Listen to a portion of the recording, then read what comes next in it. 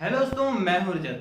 दोस्तों, थंबनेल को देखकर आप सोच रहे होंगे कि ये कैसा बेहुदा सवाल है कि महान सम्राट पृथ्वीराज चौहान की 10 गलतियां यहां पर गिनाई जा रही है।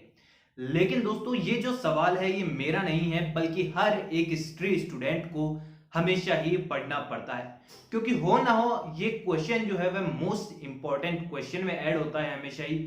और आज भी राजस्थान माध्यमिक बोर्ड में चलने वाली पुस्तकों में ये क्वेश्चन हमेशा इंपॉर्टेंट रहता है। और इन किताबों में पृथ्वीराज चौहान की गलतियां गिनाई गई है उनकी वीरता से ज्यादा।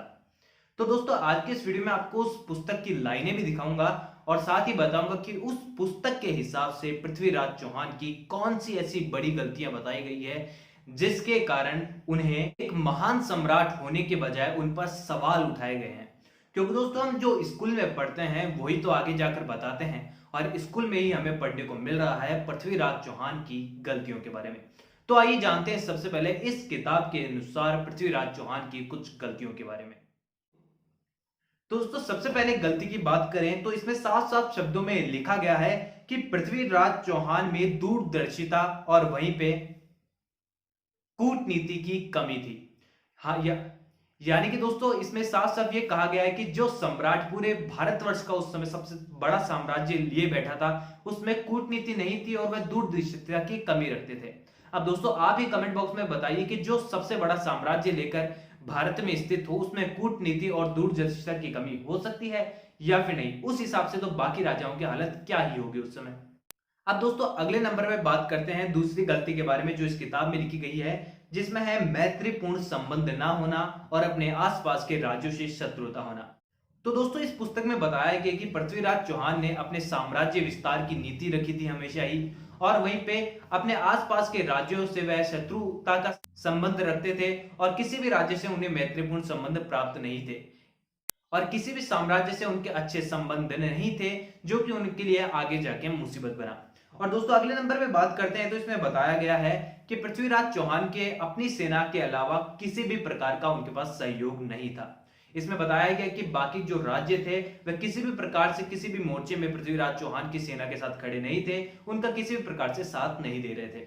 इसी के साथ ही दोस्तों, इसमें बताया गया है कि भीमदेव द्वितीय जो कि गुजरात के उस समय शासक थे, जब मुगल आक्रमणकारी ने जब उन पर हमला किया तो उन्होंने पृथ्वीराज चौहान से मदद मांगी थी, लेकिन पृथ्वीराज चौहान ने उनकी मदद नहीं की थी, जिसके कारण इस पुस्तक में पृथ्वीराज चौहान को खुद के शासन में व्यस्त रहने वाला भी बताया गया है। इसी के साथ ही दोस्तों, पुस्तक में तराइन के प्रथम युद्ध की भी बात की गई है, जिसमें पृथ्वीराज चौहान के बारे में बताया गया है कि प्रथम तराइन के युद्ध में जब तुर्क सेना पूरी तरह हार रही थी, उस समय जब वह वहां से भाग रही थी, तब पृथ्वीराज चौहान ने उन पर हमला नहीं किया और उन्हें जाने दिया, और इसे सबसे बड़ी गलती माना गया है इस पुस्तक के अंदर पृथ्वीराज चौहान की।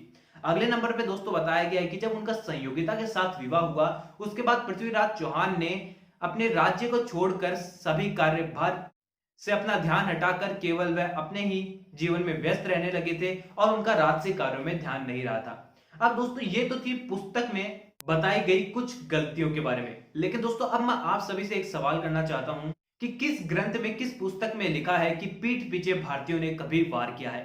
दोस्तों, इस पुस्तक में सबसे बड़ी गलती बताई गई है कि भागती हुई तुर्क सेना पर प्रथम तराइन के युद्ध में पृथ्वीराज चौहान ने हमला नहीं किया। तो दोस्तों, भारतीय की वीरता की यह परंपरा है कि भारतीयों ने कभी भी पीठ पर वार नहीं किया, और यही एक कारण था कि पृथ्वीराज चौहान ने भागती हुई तुर्क सेना पर हमला नहीं किया और उन्हें जीवन दान दिया। और दोस्तों, इसमें बताया गया है कि पृथ्वीराज चौहान ने उन पर हमला नहीं किया, यह उनकी गलती थी।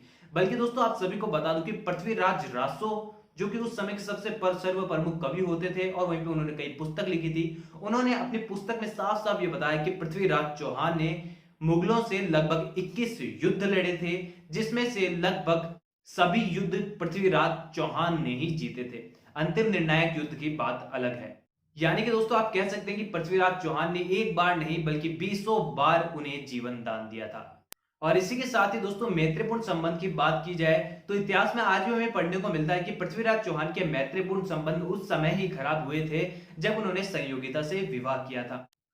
तो दोस्तों, अब आप मुझे कमेंट बॉक्स में बताइए, जिस व्यक्ति ने 21 बार युद्ध लड़े मुगल आक्रमणकारियों से और उन्हें इतनी बार हराया और इतनी बार भारत की रक्षा की, तो हमें उनकी वीर गाथाएं याद रखनी चाहिए या फिर स्कूल में बच्चों को पढ़ानी चाहिए उनकी गलतियां कि पृथ्वीराज चौहान ने क्या बड़ी हत्या की थी। कमेंट बॉक्स में अपने विचार जरूर दीजिए दोस्तों, क्योंकि इस मुद्दे पर आप सभी के विचार बहुत ज्यादा इंपॉर्टेंट हो जाते हैं। और कमेंट बॉक्स में जरूर जवाब दीजिए और इंस्टाग्राम पर भी अपने ओपिनियन में ऐसा शेयर कर सकते हैं, जिसका लिंक आपको डिस्क्रिप्शन में मिल जाएगा।